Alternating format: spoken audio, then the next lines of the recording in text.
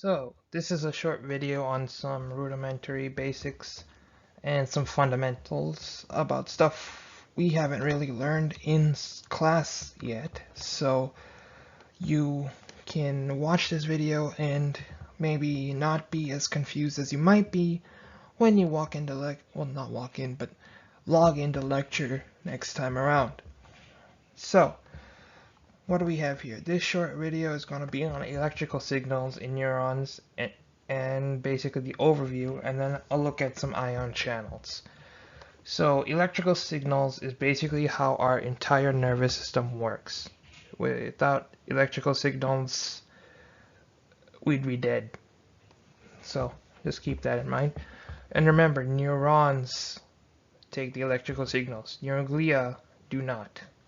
They support the neurons. That's what neuroglia do. But anyway, onwards. So, let's take a look. Electrical signals here.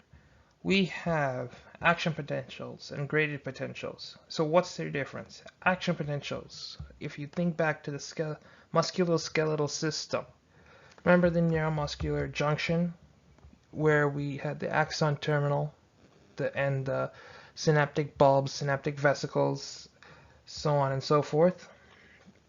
Well, it is the same concept except in a different context. It is communications over short and long distances of dendrites picking up signals, transferring it to the cell body, it going down one axon with an axon collateral that may attach to that axon, and that axon will send it. Again, it will reach a synapse, and then of course neurotransmitters will take it across to again another and another, and then basically action potentials will take our information and also deliver information across our entire body.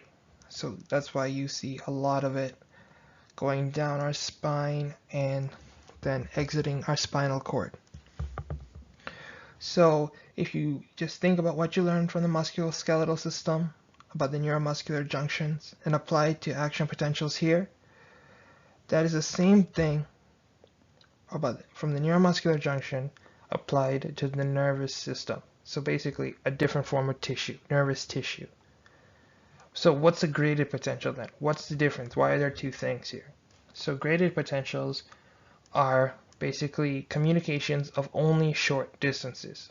And the reason is if you're holding a pen right now for some reason and you're just writing down notes of what I'm saying, or you're, I don't know, drawing a smiley face because you're bored, a graded potential is basically when you pick up that pen, like I'm picking up my pen right now, and I hold on to it. When I feel the sense, and by the way, when you sense a pen, usually it's a unipolar neuron that senses things. But when we grab onto it, that is our graded potential. It's a short and very small deviation from our resting membrane potential. Now, our resting membrane potential is something we'll get to later on, but just keep that in the back of your head, the concept of a resting membrane potential. And just to give you a very blunt idea of what that means is basically the electrical charge both in the extracellular fluid and the inside of the membrane is exactly the same, so that there's no positive charge on one side, negative charge on the other side. So when there's a small deviation of that resting membrane potential, it's sort of like a Kickstarter for an action potential. So when you sense you're holding the pen, that's a graded potential that can either be hyperpolarizing graded potential, which means the inside of the membrane is getting more negative, or a depolarizing graded potential, which means the inside of the membrane is getting less negative. So depolarizing is less negative. Hyperpolarizing is more negative, even though that may sound backwards. It's not. But anyway, So you sense that sends it down, and then an action potential is likely to start, and that is what's going to travel up your arm and into your head. And let's see if you can see production of an action potential or greater potential, depends. As you can see, all of the information is right here on this slide. And then here's, of course, animation. You want to go check that out if you can. And here we go. Here's the diagram. So greater potential is here. He picked up the pen. He sensed the pen. This is where the action potential is likely to start. That slight deviation of the resting membrane potential, or RMP as I like to call it, goes up, and there goes up his arm, and then finally into his cerebral cortex, which is in his brain basically. So what happens if his brain wants to tell him to write the alphabet? We'll back down with action potentials all the way to his hand, and then of course somatic motor neuron will tell his hand voluntarily how to write the alphabet. Say he was writing the alphabet.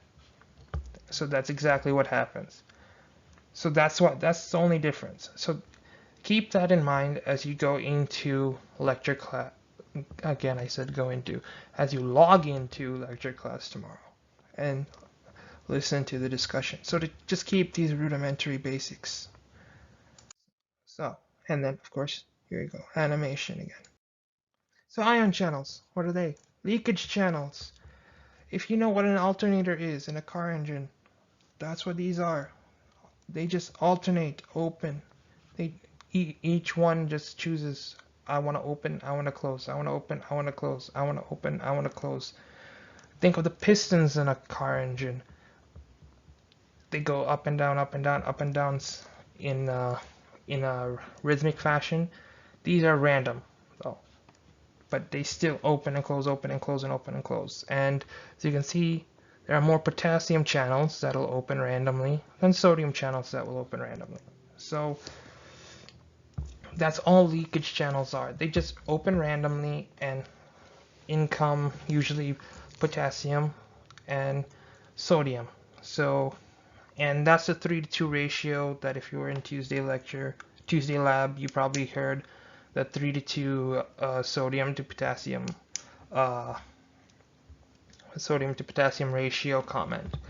But we'll definitely step into that, and we'll definitely learn about that. So, but these just alternate and just open up totally and completely random. So think about a car engine. These are just like an alternator. They'll just open and close at random. And here we go, ligand-gated channels. So these are certain chemicals. We've downshifted way back to the first level of chemical level. So we're all the way in the chemical level. Basically, certain chemicals, like as you can see here, acetylcholine, have the key to open the channel. It's closed here. Acetylcholine came in. It has the key to open the channel, and whatever needs to enter the membrane can. Some cannot open this channel, some can. Acetylcholine is a neurotransmitter that can. Other chemicals cannot. So that's really as much as there is to say towards that.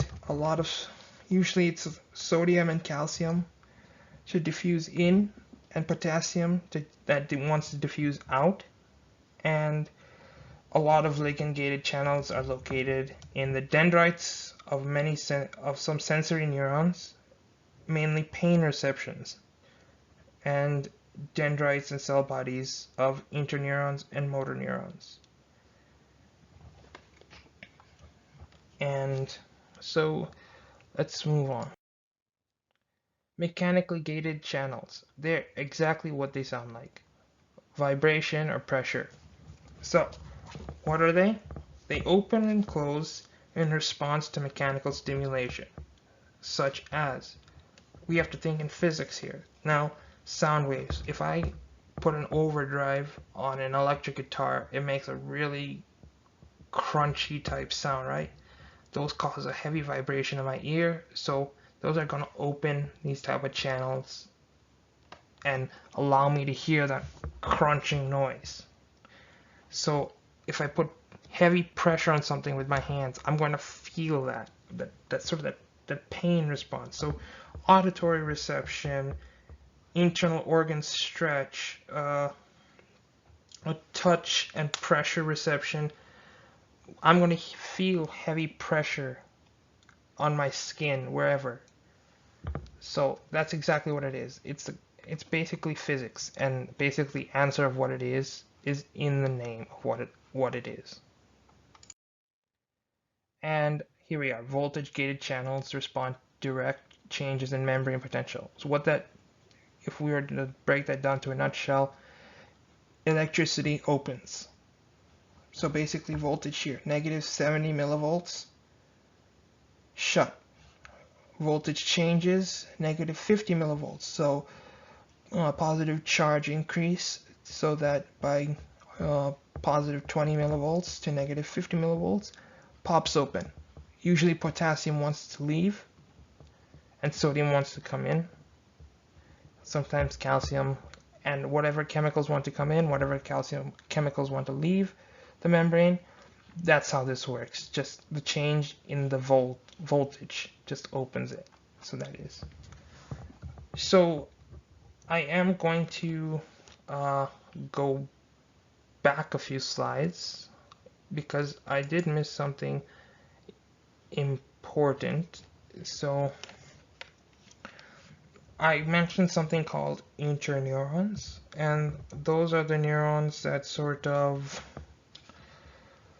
connect action potentials to and nervous action potentials to connect to nervous action potentials. And the difference is there's muscular action potentials and nervous action potentials. So you need the interneurons to connect from a graded potential to a nervous action potential. And that's not on this slide, but it's just something to keep in mind before I sort of end this video. But a nervous action potential is completely different from a muscular action potential, because those move muscle, well, as a nervous action potential could be going towards the brain or away from the brain. So interneurons and nervous action potentials are different from muscular action potentials. So you also want to keep that in mind as you think about all of this and try to put it together before you log into lecture tomorrow. Because when we go over this lecture, when we go over this in lab, if you've actually stuck with me and listened to me this long for, I don't know, what is it, 13, I don't know, and it's been 13 and a half minutes here with me if you've listened this long. And here's just a list of all of these ion channels, and I'm going to stop explaining here. But basically, if we walk in and we have sort of a rudimentary basic of what we're going to be talking about, then it is so much easier to understand the material. So if you want to watch this and, I don't know, cut me off after 3 minutes saying, I got that, or you want to skip ahead, or do that, and you can always come back here for a reference. But this is the rudimentary fundamental behind what you're about to learn. This is not an explanation of what we've just learned. This is like sort of the pre-intro, get ready. This is what we're going to learn in lecture. And that's probably going to be tomorrow. So I gotta try to get this up today. So if you stuck with me this long, thank you. And I hope I've been able to help, and I'll try to make more of these. Alright then, bye bye.